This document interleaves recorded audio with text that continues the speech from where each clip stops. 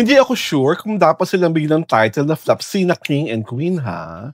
Kasi, binulo na naman ng aking unimpeachable source ang chikang ito.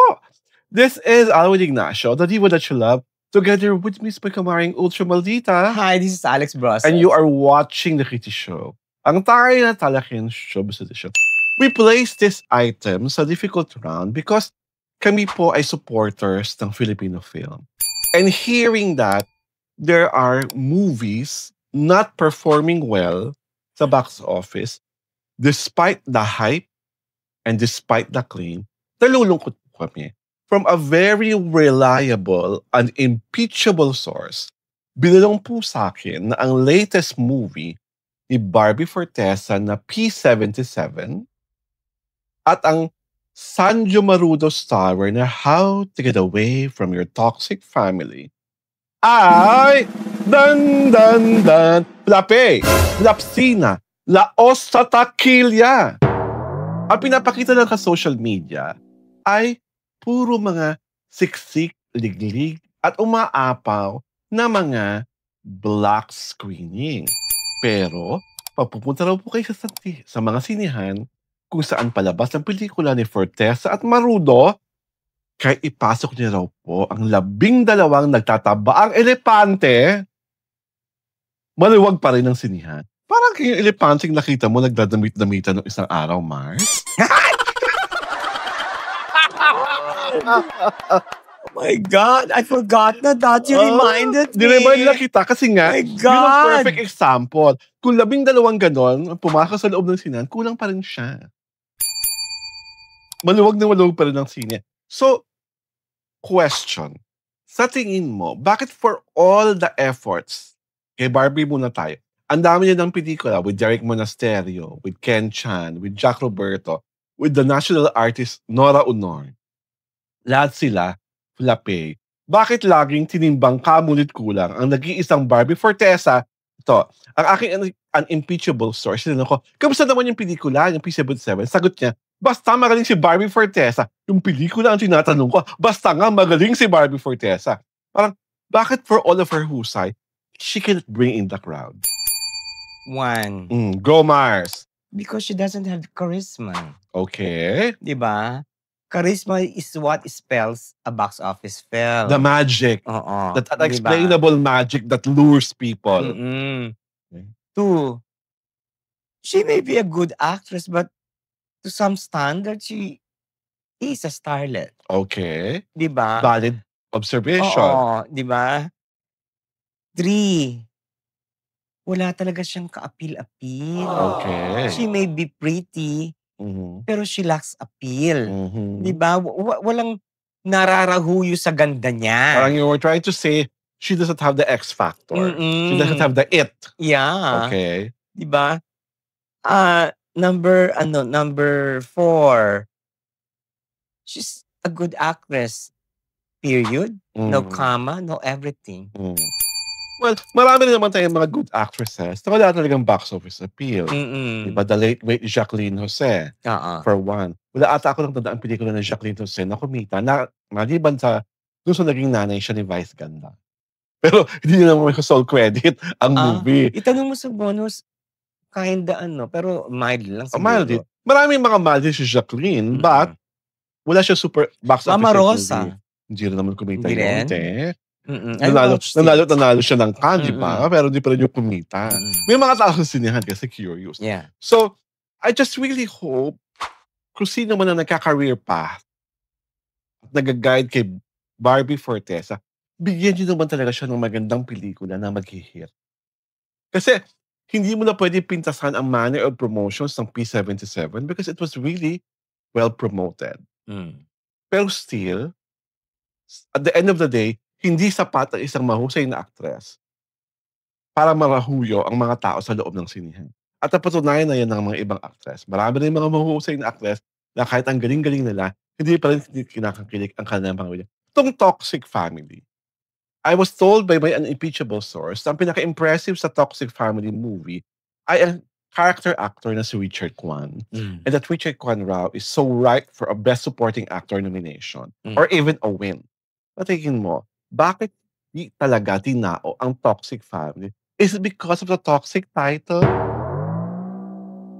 Sa ayaw ng mga taong, di ba? Bakit ako Kasi nanonood ng toxic movie? oo nga, kasi what we have to understand is that from the beginning, the title is very negative. How to get away from your toxic family.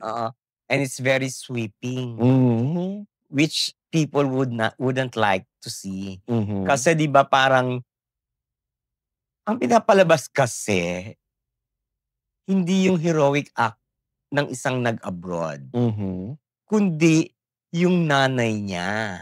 At yung miyembro ng mga pamilya niyang toxic. Oo. So, siyempre unang-una turn off yung mga mothers. Mhm. Parang pinapalabas silang kontrabida. Oo, parang they were all for the money, for the moolah. Tawag dito, wala silang concern sa sa health ng basta sa kanila all datong.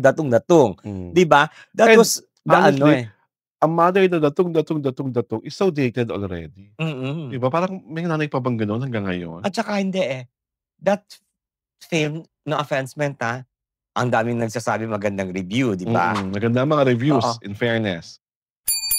Pang TV lang 'yan. Literally, TV lang siya. pang MMK.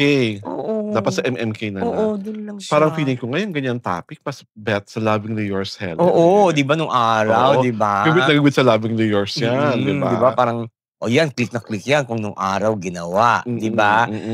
Kung yan Kasi pinalabas modern na ngayon kung yan pinalabas nung 80s, box office hit yan. 'Di ba? 'Di ba? Oo, kasi yun ang kasagsagan ng Kasagsagan ng mga OFW. Although hanggang ngayon naman, ang OFW talaga ang bumubuhay sa Philippine economy. Kasi parang kasi yung mother figure was disfigured in this movie kasi 'di ba Is it Susan Africa? Yeah, oo. I love her! Sa sobrang galing niya, nakuha niya yung galit ng everybody, 'di ba? Well, parang Susan Africa naman talaga is wow. Oo. Iba level nun. I am a fan with Susan Africa. Miss Susan, I know you're watching. She's great. And I also know for a fact that she is our subscriber. Oo, talaga? Oo, yes. Oo. Magaling si Susan. Alam mo, there was one time she PM'd me, natawang-tawa siya sa isang episode natin. Hindi ko lang sabihin kung ano. Natawang-tawa siya. Sobrang siyang na-happy when we were talking about it. Ganon? Oo. At saka hindi kasi parang the movie is of conflicting ideas. Yes. 'Di ba? I get you. You are raising the bar of an OFW na parang breadwinner. Parang superhero. Oo. And you are pulling down the family members. Oo, yung mga so may conflicting interest, may conflicting 'Di ba? Parang you picture somebody as bad. Yung mother yon. And you picture somebody as very good, yung anak yon na nag-abroad. So, syempre, yung audiences, meron silang, naku, natin panoorin yan kasi ang sama nung nanay, ganun-ganon, chuchucho. Ganun kahusay si Susan Africa. Oo. Miss Susan, wag mo naman kasing masyadong gagaling. Diba? Ayan, na-turn off tuloy yung mga viewers. Ayaw tayong panoorin. At saka, I still remember this quote, di ba? Janice de Belen, di ba? Told in a post, nagustuhan niya yung pelikula, pero huwag kayong magagalit sa akin. Nainis ako sa inyo, may Susan Africa and Richard Kwan. Special mention sila ni Janice. Ganun kahusay si Richard at si Susan Africa. Oo nga. Ang kaya siguro din nag-flop, no offense meant to the kasi walang major star. Only Sanjo. And Sanjo is not even a major Piolo Pascual star. Oo, diba?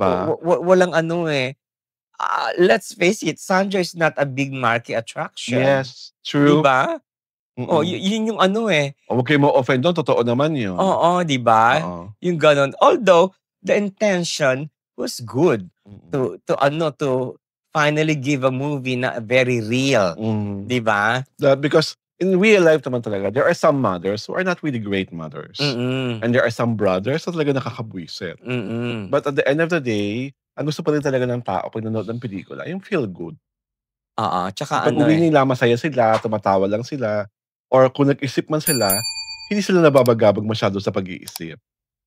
Tsaka actually parang restaurant lang din to ng breadwinner. Charot! Ah, Di ba kasi breadwinner galing sa abroad. and the breadwinner is. Di ba? Diba? Ganon? Parang gas-gas na yung trope na ganyan. Sino ba nag-produce niya? May galit ka. Diba? Wala akong galit. Ang tanong ko, sino ba nag-produce niyan? It was an interrogative statement. Diba? Hindi yung galit. It was an interrogative statement. You want me to make it declarative? Wala natin i-declare. Basta importante, we just hope that the next set of movies na ipapalabas sa mga sinihan ay suportahan ng mga Pilipino. Yeah. Again, inaanyayahan po namin kayo mag-subscribe sa aming YouTube channel, sa Jolly Tirada. At syempre, pasunod nyo kami sa aming Facebook pahina. Ang reality show po ay pinapalabas tuwing Sabado at Linggo, alas 4 ng hapon. This is Alwin Ignacio, the diva that you love. Together with me is my kumaring Ultra Maldita. Hi, this is Alex Brasas. This is the reality show. Ang tayo na Talakin Showbiz Edition. Happy Sunday po sa ating lahat!